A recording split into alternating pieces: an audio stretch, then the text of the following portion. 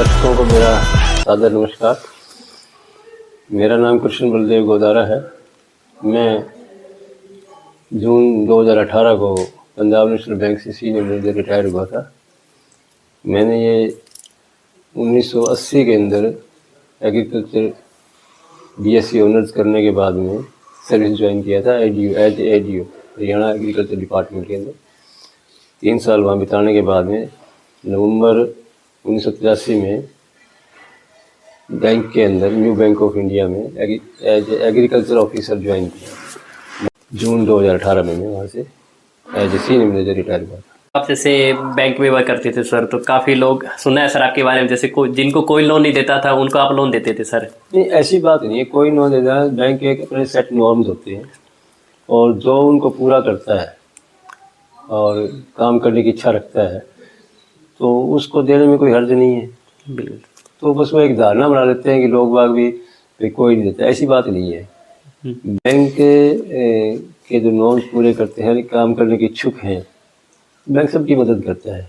तो हम तो उसमें एक कड़ी थे, माध्यम थे। तो हम कौन होते हैं किसी का काम रोकने वाले? बिल्कुल सर। तो हमें तो उनकी मदद करते हैं तो आत्मिक खुशी भी होती थी कि ठीक है, हमने जिसको लोन दिया वो कामयाब हो गया। ये विचार करके हम इसमें आए थे और इसी उद्देश्य से भी जो भी हमारे पास आता था तो हम यही सोचते थे। अभी मन में मेरे दिमाग में यही आता था, ये तू खुद ही खड़ा है वहाँ उसकी जगह, कस्टमर की जगह, और उसको कैसी फील होगा, वो तेरे को कैसे फील होगा, वैसे ही उसको फील होता होगा। इसलिए बस इसी भावना को लेकर हम काम करते थे, कभी थकते नहीं। बिल्कुल सर। इसमें थकावट महसूस नहीं होती थी हमें, क्योंकि वो काम अपना समझ के करते हैं। जब ये समझ के करते हैं ये तो काम तो मनीष का है, मेरे को इसमें क्या है, तो वहाँ थकावट आती है। वहाँ थकावट आती है। इस एज में भी सर आप इतने हाइपर एक्टिव रहते हो सर, इसका कोई राज सर? नहीं, राज कुछ नहीं, मन में एक बस ये है कि जो जिंदगी का पल है उसको जियो। ये मेरा नहीं, या मैं ऐसे कर लेता, मैं वैसे कर लेता, इन चीज़ों को छोड़ के कि हम क्या है, हम क्या है। बिल्कुल सर। और हमारे अंदर असीम ऊर्जा होती है, हर एक आदमी में होती है। ये नहीं है कि मेरे सब में होती है, सिर्फ ये है कि उसको हम जगाते नहीं। बिल्कुल सर। जो आपकी इस तंदुरुस्ती का क्या राज है सर? कहाँ से, मतलब क्या पूरा? तंदुरुस्ती का मैं काफ़ी बीमार भी रहा था, ऐसी बात नहीं है। मुझे काफ़ी तकलीफें थी। आखिर में दिमाग में सच कुछ हो तो जो रामदेव का सीरियल देखा करते थे, सुबह से वक्त से कर दिमाग में आता भी ये इस आदमी को 30-35 साल हो गए लगातार करते हुए, ये थका नहीं, अब तेने कभी कुछ किया नहीं, तू वैसे थक रहा है। तो यही सोच के हमने तो सुबह से ही फिर वो अपना एक टाइम शेड्यूल बनाया कि सुबह 4 से पहले तो उठना ही उठना है। बस वो कई महीने तक तो उठने वाला सिस्टम चलाते रहे, और उसके बाद उठ के तो करें क्या। हाँ। फिर तो योग करें, एक्सरसाइज करें, वो शुरू कर दिया। तो उसका बेनिफिट ये हुआ कि छोटे मोटे रोग हैं और सब अपने आप ही खत्म होते थे, और शरीर जो है काम करने का मन करने लगा, शरीर में टूटन है और है, दर्द है, सब गायब हो गया। और अब तो इसमें आनंद आने लग गया। सुबह 3:30 उठता हूँ और 7 बजे तक एक्सरसाइज है, योगा है, प्राणायाम है, ध्यान है, वो करते हैं, और उसके बाद अपने खेत में चले जाते हैं, काम करते हैं। बिल्कुल सर। मतलब रामदेव बाबा से ही आपको इंस्पिरेशन मिली है? हाँ, इसमें तो भाई उसको मानना पड़ेगा भी, क्योंकि उसको ये देखा भी लगातार बंदा कभी बीमार ही नहीं हुआ। हर रोज उसकी डेट देख लो, चाहे हर तारीख को सुबह 5 बजे के करीब अपने इस चैनल पर होता है। बिल्कुल सर। और 8 बजे तक 8:30 तक उसका यही प्रोग्राम है। इसका मतलब अगर उसमें इतनी इच्छा शक्ति है तो हम तो इतने कमजोर नहीं है। तो यही सोचे कि यार अब आज मैं बहुत हैप्पी हूँ हर तरह से। तो शरीर से जो मेरे बीमारियां का तो खात्मा ही हो गया। तो मन में एक उत्साह रहता है, सारा दिन एनर्जी रहती है। या 4-5 घंटे सोता हूँ, 10 बजे सोता हूँ, 3:30 उठ जाता हूँ। तो उतने से ही नींद से ही मेरा सारा, मतलब अपनी लाइफ का कोई खुशी वाला पल सर? खुशी तो देखोगा, पल तो बहुत आते रहते हैं, और हमने कभी दुख को भी सुख ही समझा है, ऐसी बात नहीं। तो मेरा सबसे ज़्यादा मेरे को ये लगता है कि जिस वक्त मैंने एग्रीकल्चर डेवलपमेंट ऑफिसर है, जो मेरा सिलेक्शन हुआ, लेटर आया, तो मैंने अपने पिताजी को बताया, वो लेटर आया, उसने कहा पिताजी ये मेरा लेटर आया। हाँ। आपके मेरे को ये कुछ, तो उनको बड़ी मतलब प्रसन्नता सी हुई, महसूस हुआ। अच्छा, तो उनकी वो खुशी देख के जो मेरे को महसूस हुआ, मैं उसके भी जब थोड़ा सा भी अगर कोई उदास होता हूँ तो बस मेरे पिताजी का चेहरा अपने आगे ले आता हूँ, मेरे को कितनी खुशी हुई थी उस बात से। तो यही सोचते हैं हमारी संतान भी ऐसे करेगी तो उसका भी खुश हो। तो परमात्मा की असीम कृपा रही है इस मामले में। और सर अगर आपको वापस से 20 साल की उम्र दी जाए सर, तो आप अपनी ज़िंदगी में क्या सुधार लाएंगे सर? मैं इस बारे में यही सोच रहा हूँ कि आजकल क्या तो ये सिस्टम देख रहा हूँ ना, जिसमें हर आदमी, हर बच्चा अपने आप को एक यूनिक आइडेंटिटी समझ के काम कर रहा है। वो सहयोगात्मक व्यवहार खत्म होता जा रहा है। तो हम यही मुहिम चलाना चाहते हैं कि ये जो सिस्टम है ये खत्म होना चाहिए। समाज के प्रति हमारी जिम्मेवारी क्या बनती है, क्योंकि जो कुछ भी मिलता है, कोई भी हो जाए, वो समाज से ही लेता है। और जब समाज से लेता है तो उसकी ड्यूटी भी बनती है कि वो समाज को दे। और अभी तक तो अभी ये देखते थे लेने ही लेने की प्रवृत्ति ज़्यादा चलती है, देने की बहुत कम होती है। तो हम सोचते हैं कि समाज से जब लेंगे तो समाज अपने आप ही बदल जाएगा, इतना सुंदर व्यवस्था हो जाए कि कहीं कोई किसी को नुकसान पहुंचा के राजी ना हो। तो उसके लिए यही है कि जो एजुकेशन है इसमें अमूलचूल परिवर्तन होना चाहिए। शिक्षकों का बहुत ज़्यादा इसके अंदर रोल होता है और उनकी जिम्मेवारियाँ भी बहुत होती हैं। लेकिन जिस तरह के ये ढांचे चले, शिक्षकों का अनादर भी हुआ, खुद उन्होंने अपना भी अनादर करवाया अपने कर्तव्यों से। लेकिन अब जहाँ तक देखते हैं, जब नए बच्चे आए, जो पढ़ाने का उनका जज्बा है, जिस तरह वो स्कूल में पढ़ा रहे हैं, उससे यूँ लगता है कि शायद परिवर्तन की लहर चल पड़ी है। जो पुराने वाले हैं वो निकल जाएंगे, नए बच्चे आएंगे तो ये काफ़ी अच्छा परिवर्तन देखने को मिलेगा। और जो ये पढ़ाने का जो तरीका है वो ठीक है, सिर्फ न्यूमेरिक चीज़ों पर ज़्यादा चलते हैं। नंबर, मेरे कितने नंबर आ गए, मेरे कितने, अरे नंबर तो अलग चीज़ है। जो सब्जेक्ट है उसके बारे में बच्चे को क्या नॉलेज है, ये जो नए अध्यापक है ये सोच रही है। ये मैंने देखा है बिल्कुल सर। शहरों में, जब गाँव में भी जाता हूँ मैं, क्योंकि मैं भारतीय विकास परिषद से जुड़ा हुआ, हम वहाँ प्रतियोगिता कराते हैं स्कूलों में, बच्चों का देखते हैं। और अध्यापकों का जो उनके प्रति सिखाने का जो भाव है ना, वो देखते हैं तो लगता है अभी आने वाला समय जो है सही होगा शिक्षा के हिसाब से। बिल्कुल सर, अभी काफ़ी परिवर्तन आ रहे हैं सर अपने एजुकेशन को लेके, ला रहे हैं, इसमें कोई शक नहीं। और सर आपके अकॉर्डिंग सर, मतलब जो पेरेंट्स का सर अपने बच्चों के प्रति कैसा व्यवहार होना चाहिए, अपने बच्चों को कैसे ट्रीट करें? ये ऐसा है कि हम अपने बच्चों को, जैसा कि हम पिछले 25-30 सालों से देख रहे हैं कि जो पेरेंट्स है, बच्चा पैदा हो गया तो अपने आप पहले ही उसका ना भविष्य तय कर देते हैं कि इसको तो हमने ये बनाना है। और उसका इंटरेस्ट कुछ और होता है उस टाइम, लेकिन वो ज़बरदस्ती में थोपते चले जाते हैं। किसी तरह से वो अपने को अरेंज करते हैं, कहीं डोनेशन देते हैं। जैसे वो सोचते हैं मैंने डॉक्टर बनाना है, तो डॉक्टर बना के ही छोड़ेगा। हाँ बिल्कुल। लेकिन उसका कोई इंटरेस्ट नहीं है, ना ही वो डॉक्टर नहीं था कामयाब होता है। लेकिन फिर भी वो जैसे तैसे ले जाके उसको डिग्री दिला के उसकी तरफ चलाते हैं। तो ये तो एक रुझाव है, ये बदलना ही चाहिए कि हम डिसाइड करें कि हमारा बच्चा क्या बनेगा। बच्चे को भी कुछ उसका इंटरेस्ट देखना चाहिए कि वो क्या चाहता है। वो खेल में अगर अच्छा है तो उसको खेल में जाने दो। असीम संभावनाएं खेल में भी हैं, हर बच्चे में संभावनाएं होती हैं आगे बढ़ने की। बिल्कुल। और हर बच्चा जो है वो गुणों से भरपूर होता है, लेकिन धीरे धीरे फिर उसके गुण जो है, जैसा जैसा जिस माहौल में, जैसे समाज में, जिस वातावरण में, जैसे बच्चों के साथ हो रहता है, वैसे ही उसका फिर नेचर बन जाता है। तो मेरी तो पेरेंट्स ये भी दबाव मत डालो, उनके साथ खेलो, थोड़ा सा उसकी एज के हिसाब से सोचो, और जैसा उसका इंटरेस्ट है उसके अंदर उसको जाने दो, फिर देखो क्या मजा आता है। बिल्कुल सर। बच्चे जो हैं अपने आप ही चेंज हो जाते हैं। और सर आप देख रहे हो कि आजकल जनरेशन गैप आ रखा है काफ़ी, जैसे आपकी जो एज के है सर और जो हमारी एज के हैं, तो उनकी सोच में एक मतभेद रहता है सर। जैसे हमारी सोच अलग है, हमें अगर घर में कुछ लाना भी होगा सामान, तो बच्चा चाहेगा भाई ऐसा सामान हो जो मतलब लोग देखे तो अपने को कहे भी हाँ ये है कुछ इनमें, गाड़ी लेके आनी जैसे दिखावे के लिए। तो आजकल ये बहुत चल रहा है सर समाज के अंदर, तो उसके लिए क्या कहना चाहेंगे सर आप? उसके लिए माहौल तो देखो, जो जिस परिवार से, जिस फैमिली से बिलोंग करते हैं, हमारा क्या है कि जो अब बीच में जो बढ़ के मेरी उम्र तक जो लोग आए हैं, उनका नजरिया अलग था। उनकी शिक्षा दीक्षा भी सरकारी स्कूलों में हुई है सबकी। हाँ सर। और वहाँ शास्त्री जी जो 10 मिनट का जो लेक्चर देते थे, उसका मन पे प्रभाव रहता ही रहता है। तो जो आदर्शवाद है या भी ये उचित है या अनुचित है, ये चीज़ें थोड़ी सी दिमाग में। लेकिन जो अब के जो शिक्षित बच्चे हैं, उनका स्कूलों में ऐसी जो परिपाटी थी उसको ख़त्म कर दिया गया। अब क्यों ख़त्म किया ये तो वो स्कूल जाने और उनके जो चलाने वाले जाने, लेकिन ये अच्छा नहीं हुआ।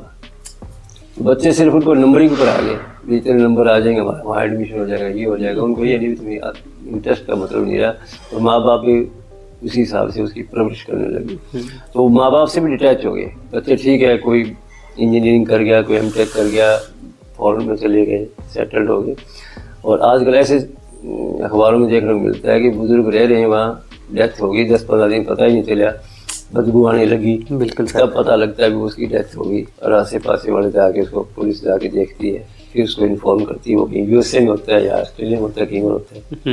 और तभी वो ये सोचता है अभी मेरे पड़ोसी उसका संस्कार करते, मैं तो बाद में आऊँगा, तो मेरे को छुट्टी नहीं मिल रही। तो ये ऐसे जो विचार आए हैं, ये सिर्फ इस शिक्षा के से ही आए। जो शिक्षा, तो मैं इसको शिक्षा नहीं कह सकता। शिक्षा का मतलब होता है कि समग्र चेतना, समाज के प्रति भी चेतना हो, अक्षर ज्ञान भी हो, और रोजगार परक भी हो। इससे इसी शिक्षा को लेके हम, ऐसी क्या शिक्षा हमारे पास है कि जिसे हम रोजगार, ये तो है नहीं डिग्रियां ले ली और डिग्री के बेस पे बस कोई जॉब मिल जाए, कोई सरकारी नौकरी मिल जाए। जब तक ये चीजें चलेंगी तो गैप तो रहेगी। और ये गैप तो पूरा होगा कि जब माता पिता है समाज के साथ जुड़ के रहेंगे और वो भी एक दूसरे के साथ समन्वय हो, उनके बच्चों से अलग ना रहे। बिल्कुल। और अपनी जो इच्छाएं हैं वो बच्चों पर ना थोपे। मेन चीज तो हमारा जो है इच्छाएं थोपने वाला सिस्टम जो चला है ना, उसकी वजह से ये गैप आता चला गया। और फिर हम ये इस उम्र में आगे सोचते हैं, मैं ये करता, मैं वो करता, मैंने उस टाइम ये लाइन पकड़नी चाहिए थी, अरे अब तो तेरे पकड़ पकड़ के रिटायर ही हो लिया, अब क्या लाइन पकड़नी। अब जो निकल गया उसको छोड़, जो है उसको पकड़।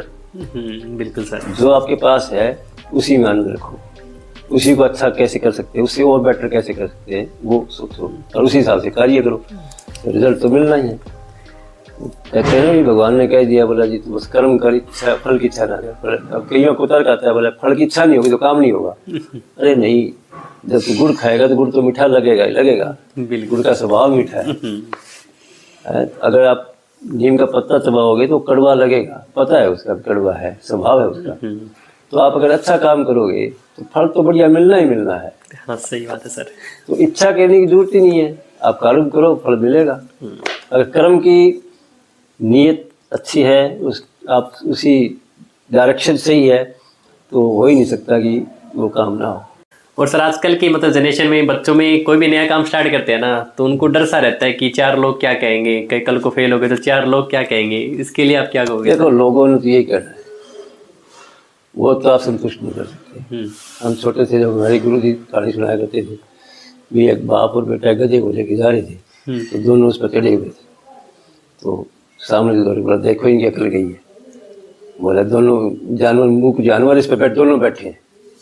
तो एक उतर गया, बेटा उतर गया, बाप बैठे उतरने लग गया, चढ़ते आगे मिला, बोला देख बूढ़े की अकल गई। बोला जवान ये छोरा बेचारा टाबर ऐसा तो चलाने लग जाए, खुद ऊपर बैठे है, वो भी उतर गया।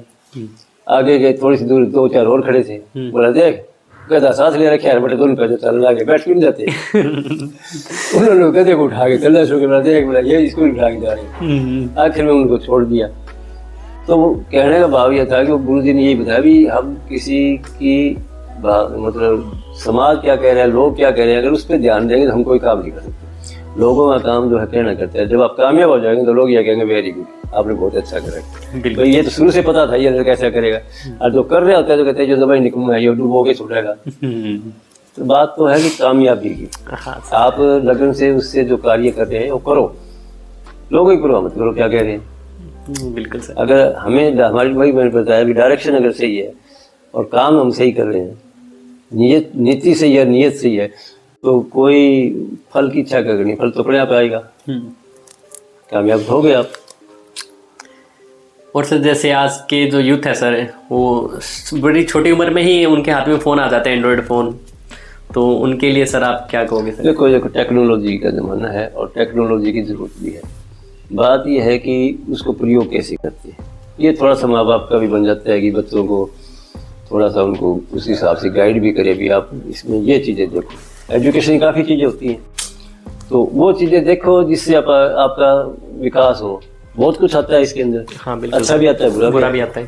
तो अच्छे की तरफ उसका बच्चों को गाइड करना चाहिए और कोशिश ये करें कि ऊपर लॉक लगा के ना रखें, मोबाइल पर लॉक ना लगाएं, ताकि आपको पता चलता है हाँ भाई क्या।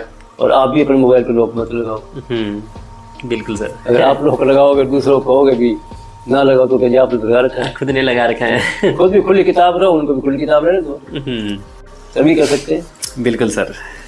अपने शरीर पर ज़्यादा ध्यान दें, उसकी स्वास्थ्य के प्रति सतर्क रहें।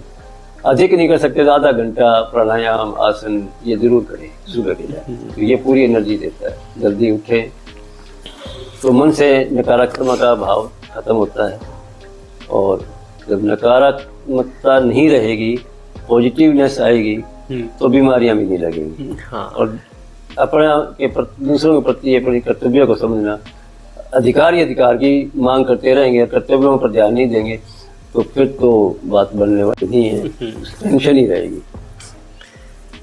और सर जैसे आप कर्म में बिलीव करते हो सर, भी किसी के लिए आप बुरा करेंगे तो घूम के बुरा अपने पास अपने साथ भी होगा। तो बूमरैंग है, बूमरैंग सुना होगा आपने? अफ्रीका के अंदर जो लोग शिकार करते हैं ना, वो एक ऐसा टेढ़ा मेढ़ा लकड़ी का बनाया होता है, उसको फेंकते हैं, घूम के वापस उसी पर आएगा। या तो शिकार को लग जाएगा, नहीं लगेगा तो वापस उनके पास आएगा। कारण क्या था कि भाई उनको ढूंढना ना पड़े। तो ये बूमरैंग है जी, जैसे कर्म करोगे वैसे लौट के आपको मिलेगा, फल तो मिलेगा। चाहे अच्छा करो तो अच्छा मिलेगा, बुरा करो तो बुरा मिलेगा, इसमें तो कोई शक नहीं। और ये नहीं कह सकते कि हमने सारी उम्र बुरा, मैं तो लोगों की भलाई करूं, मन तो बुरा ही मिला है। भाई भलाई कर रहे हो तो आप मन में कुछ ऐसी भावना लेके कर रहे हो, मन में भलाई मिलनी चाहिए। आप मन से वो चीज़ क्यों करते हो? आप अपना कर्तव्य समझ के करो। अगर आप किसी की मदद करते हो, फिर उसके प्रति ये चाहते हो कि ये मेरा प्रसिद्ध हो जाए, जैसे आजकल अखबारों में फोटो छपना हो, तो उससे तो फिर टेंशन बढ़ेगी। आज काम करो, भूल जाओ, ठीक है, आपको क्या है। कोई आपके प्रति भी कोई अगर मान लो कृतज्ञता दिखाता है तो उसका सम्मान करो, और उसके प्रति नहीं कर सकते किसी दूसरे को ऐसी मदद करके देखो, जो जैसी मदद आपको मिली है वैसी मदद आप दूसरे बंदे की भी करो, कहीं वो ऐसी चीज़ों फंसा हो। जैसे आपको कोई मदद करता है मुसीबत में, आपको अच्छा लगता है, और चला जाता है, आपको पता नहीं होता कौन था क्या था। हाँ। वैसी स्थिति अपनी रखो, फिर देखो आपको कहीं टेंशन भी नहीं रहेगी, शरीर भी फिट, और दवाइयों की जरूरत ही नहीं पड़ती। बिल्कुल सर। और सर कोई बच्चों के लिए कोई आप मैसेज देना चाहें सर, क्योंकि आजकल के बच्चों क्या रहते हैं, अगर उनकी लाइफ में थोड़ा सा भी कोई डाउनफॉल आता है ना, मतलब कहीं एग्जाम में पास नहीं हुए या फिर कहीं थोड़ा सा मतलब चीज़ें सही नहीं चल रही, तो काफ़ी डाउन फील करते हैं वो, और उनको फिर वो गलत आदतों में पढ़ने की सोचते हैं कि यार ये लाइफ तो गलत है, स्ट्रगलिंग वाली तो मजे वाली चलते हैं, ड्रिंक करना स्टार्ट करते हैं, सिगरेट पीना या फिर कुछ भी और ड्रग्स वगैरह। वो तो देखो एक पल का है, कोई साथी मिल गया ऐसा, उसे उसको कह नहीं यार ये लाइफ बढ़िया है, इसमें गिरा हो जाता है, ठीक है। एक बार खुद आदमी उसको भूल जाता है उस नशे के अंदर, लेकिन उसका आदी हो जाता है, और उसके फिर उसकी लाइफ बहुत छोटी रहती है, क्योंकि फिर उसकी संगत भी खराब हो जाती है, शरीर भी खराब हो जाता है, पैसे से भी टूट जाता है, घर से भी चोरियां शुरू हो जाती हैं, मतलब जितनी बुरी आदतें सारी आनी शुरू हो जाती हैं। तो ये कोई उसका समाधान नहीं है। समाधान ये कि मुसीबत आ गई, कोई बात नहीं, आ गई, सबके साथ रहते हैं। अगर मुसीबत नहीं आएगी तो पता कैसे लगेगा कि आप कितनी बड़ी पहलवान हो। बिल्कुल सर। पता तभी लगेगा ना उसको, उसकी स्थिति को आप होल्ड, मतलब उसके सामना कैसे करते हो। सामना जैसे करोगे ना तभी उसका पता लगेगा ये मुसीबत कुछ थी ही नहीं। सही बात। तो क्या हो गया अगर मान लो एकदम में फेल हो गया, तो ये देखो ना फेल किस वजह से हुआ, आपने कौन सी ऐसी चीज स्ट्रैटेजी अपनी अपनाई, या कौन सी तैयारी करनी है, किस सब्जेक्ट में क्या कमी रहेगी, उसको देख के ये तो अगले साल पेपर फिर हो जाएगा, छठे महीने हो जाता है कईयों में। बिल्कुल सर। तो वहाँ को पास हो जाएगा, क्या दिक्कत है उसमें।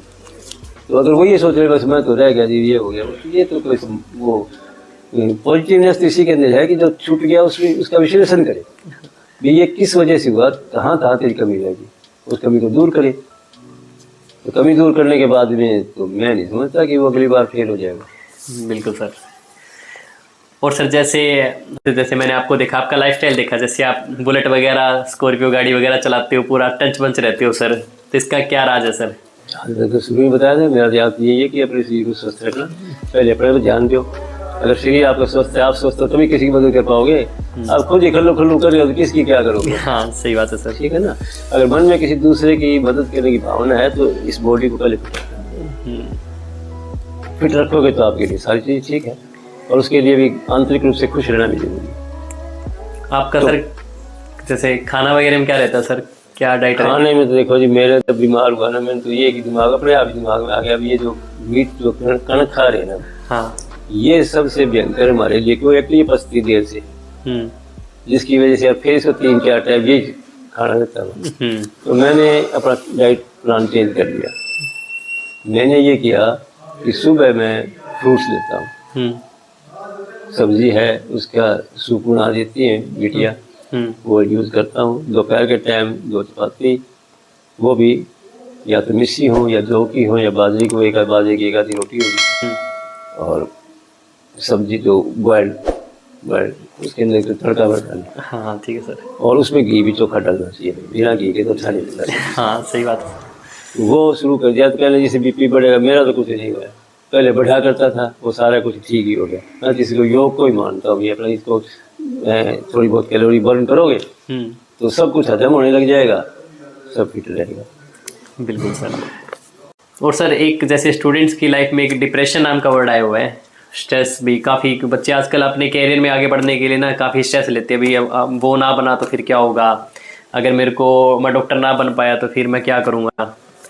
हाँ, उसका मेरे को यूँ लगता है कि वो बच्चे सेल्फ सेंटर्ड हो जाते हैं। मैंने जो सोच लिया वही ठीक है, किसी से कंसल्ट नहीं करते। अपने जो आसपास दोस्त हैं और हैं, या जैसे कई कॉलेज में कोई अध्यापक भी होते हैं, प्रोफेसर भी होते हैं, तो किसी से कंसल्ट नहीं करते, खुद ही डिसीजन ले लेते हैं। और ज़्यादातर वो चलते हैं जो ये अपने मोबाइल देख लिया, इसके ऊपर बहुत कुछ होता है, इसको देखते रहते हैं। अगर उसमें किसी नेगेटिव बंदे की नेगेटिव थॉट्स आ गए, उसने उसको कैच कर लिया, फिर उसी तरह की वीडियो देखनी शुरू कर दी, तो वो उसके लिए खतरनाक है। तो उसको इन चीज़ों से दूर रहना चाहिए और कंसल्ट ज़रूर करना चाहिए कि मैं ये नहीं कर पा रहा तो क्यों नहीं कर पा रहा। तो जो उसका प्रोफेसर है या जिससे उसकी है अपनी जो थॉट्स हैं वो शेयर करेगा, तो ये मेरे को नहीं लगता कि ये समस्या कोई समस्या है। डिप्रेशन नाम की चीज़ नहीं रह सकती। ये डिप्रेशन आया ही सिर्फ ही मोबाइल की वजह से और सेल्फ सेंटर्ड होने की वजह से। अपनी जो समस्या है वो दूसरों से डिस्कस नहीं करते, अपने माँ बाप से डिस्कस नहीं करते, या अपने दोस्त हैं उनसे डिस्कस नहीं करते। मन में ये सोचते हैं यार ये क्या सोचेगा। ठीक है, कुछ बार सोचे आप इतना तो आपको भी ज्ञान हो जाता है, ये मेरा दोस्त अच्छा सोचने वाला है या मेरे को सही सलाह देगा, ये प्रोफेसर मेरे को सही बताएगा। तो उस तरह से वो उसको डील करे तो समस्या सोल्व हो सकती है। बिल्कुल सर। और सर आपका कोई लास्ट मैसेज समाज के लिए सर? मैसेज तो यही है जी, खुश रहो, योग जरूर अपनाओ, कम से कम बीमारी हो आपको, जितना कम मेडिसिन यूज़ करोगे, जितनी एलोपैथी कम यूज़ करोगे उतना ही ठीक रहेगा। क्योंकि एक समस्या ख़त्म करने की हो जाती है, सिर में दर्द है, मैंने गोली ले ली, उसका असर सिर दर्द तो ठीक हो गया, लेकिन वो लीवर को, किडनी को वहाँ भी असर डालेगी। ये चीज़ सोच के करिए। और योग करेंगे तो मैं क्या सिर दर्द होता ही नहीं। तो इस चीज़ के हल्दी खाना खाएं, हमारी रसोई के अंदर बहुत कुछ होता है। तो सौंफ, धनिया, जीरा, अजवाइन है, ये हमारे डेली के यूज़ होने वाली चीज़ें हैं, और इनको अगर सही समय पर सही जगह से यूज़ किया जाए तो शरीर में रोग नहीं रह सकता, तो बुढ़ापा सही कर सकता है। बिल्कुल सर, आपका बहुत बहुत धन्यवाद सर, आपने हमारे लिए अपना कीमती समय निकाला सर। और आज के लिए इतना ही। और अभी तक आपने हमारा चैनल सब्सक्राइब नहीं किया है, इसे सब्सक्राइब कर लीजिए। आपको ऐसे ही महान लोगों से मिलाते रहेंगे जिनसे आपको बहुत कुछ सीखने को मिलेगा। आज के लिए इतना ही। Stay healthy, stay safe. जय हिंद।